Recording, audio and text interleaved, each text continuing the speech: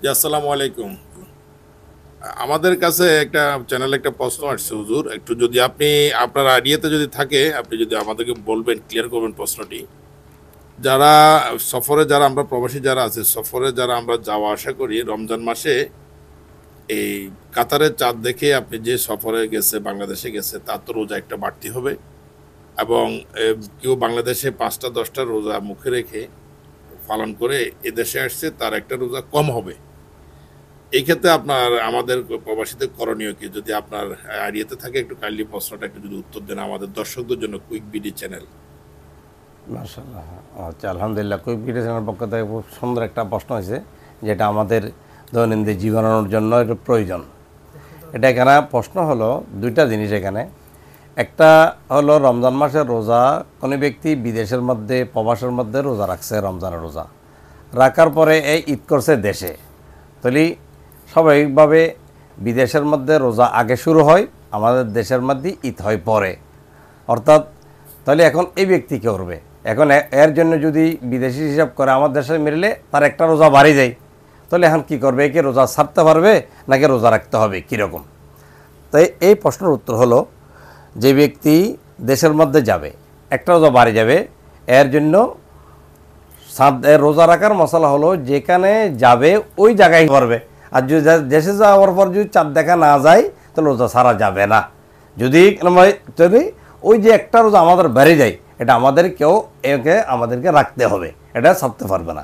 হ্যাঁ, যদি কোনো ব্যক্তি দেখতেছে দেশ থেকে বিদেশ থেকে দেশে যাচ্ছে, যাওয়ার সময় রোজা রাখলে আর কষ্ট হবে, তাহলে সেই রোজা একটা যেটা ভাঙি ফেলতে পারবে, কিন্তু তাকে এটা পরে রাখে দিতে হবে। কারণ এটা কিনা ভাই মুসাফির হিসাবে, এর জন্য মুসাফির ব্যক্তির জন্য রমজান রোজা কষ্ট, এই জন্য শরীরে অনুমোদন দিচ্ছে, এটা সারি দিতে পারবে, কিন্তু পরে রাখিয়ে দেওয়া হবে।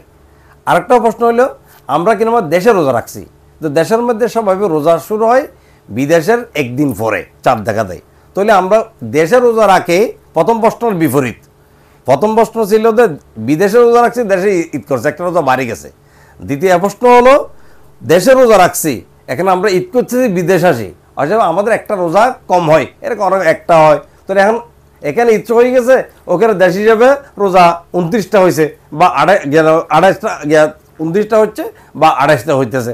যদি এখানে কিরম হয় বিদেশের মধ্যে 30 হয়, তাহলে আমাদের হবে 29টা, বিদেশে যদি 29 হয় আমাদের হবে 28টা, তখন আমাদের একটা রোজাটা কী করবে? তখন আমরা তখন ওই রোজা যেটা দেশের মধ্যে কারণে রোজা শুরু করার কারণে বিদেশের যে একটা রোজা আমাদের কম হয়েছে, ওই রোজাটা আমাদেরকে রাখি দিতে হবে, কজা দিতে হবে। কফারানা, কজা মানে একটার বিনিময়ে একটা রোজা আমাদেরকে দিতে হবে। কারণ আমরা ওখানে রাখছি যদি 29 হয়, তাহলে আমাদের ওই সাথে 28টা। রাসূলুল্লাহ সাল্লাল্লাহু আলাইহি ওয়াসাল্লাম বলেছেন, আশ-শাহরু হা কাজা হা কাজা ওয়া হা কাজা।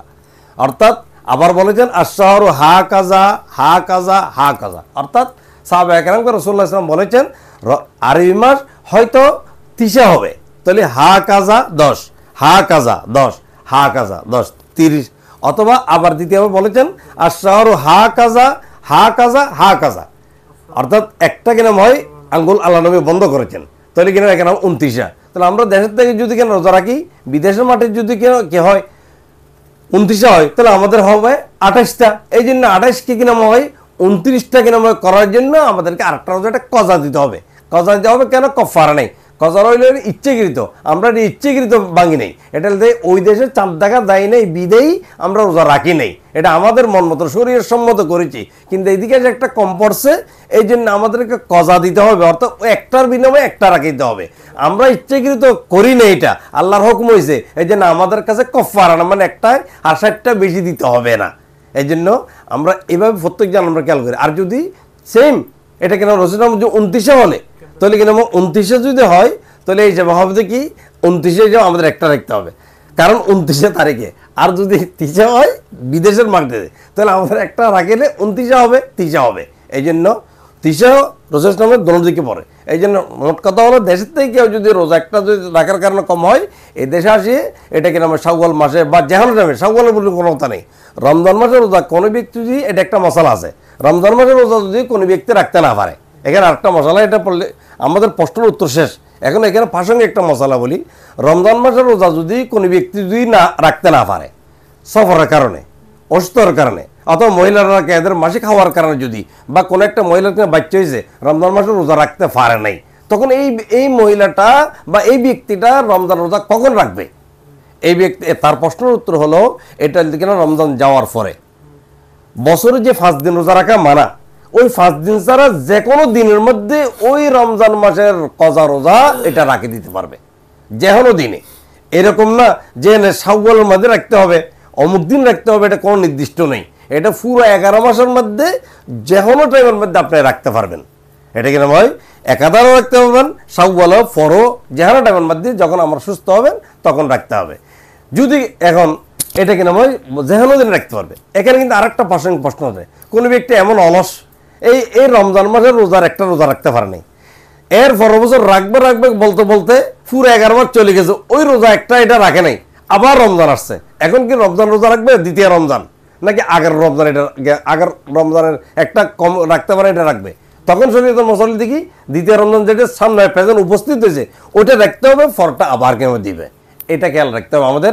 এটা রমজানের রোজা কজা হয়ে গেলে এটা কিনা হয় একসাথেও রাখতে পারবে, একাধারে রাখতে পারবে, হ্যাঁ না? এটা শরীয়ত অনুমতি। কে আল্লাহ তাআলা বলেছেন আইয়ামিন উখর, আল্লাহ তাআলা বলেছেন এর ফাইদাতুম মিন আইয়ামিন উখর, যখন তোমরা রোজা রাখবা রাখার পর রমজানে কোনো কারণে যদি রাখতে না পারো এলে বছরের 11 মাসের মধ্যে যেহেন একদিনের মধ্যে এটা গণনা করে নিলে হয়ে যাবে। এই জন্য তো আমরা যদি কার জন্য রোজা যদি ভেঙে দেয় তাহলে কিন্তু আমরা এটা আমরা কজা দিব বছরের যেহেন দিনের মধ্যে পারবে 5 দিন ব্যতীত। আর ঈদের একদিন ঈদ উল ফিতরেতে আর কোরবানির মধ্যে একাধারে 10, 11, 12, 13 এ সকল 4 দিন ব্যতীত 5 দিন ব্যতীত যেন সকল মধ্যে রমজানের কজা রোজাটা রাখা যাবে। আল্লাহ তাআলা আমাদেরকে আমল করার জন্য তৌফিক দান করুক, আমিন। সালাম।